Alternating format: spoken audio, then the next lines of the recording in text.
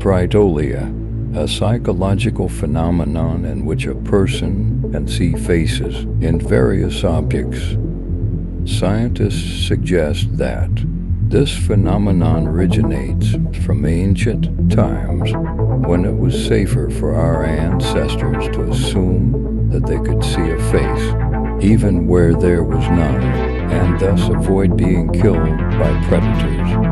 But there is also a theory that when you see faces in objects, there is a paranormal entity near you.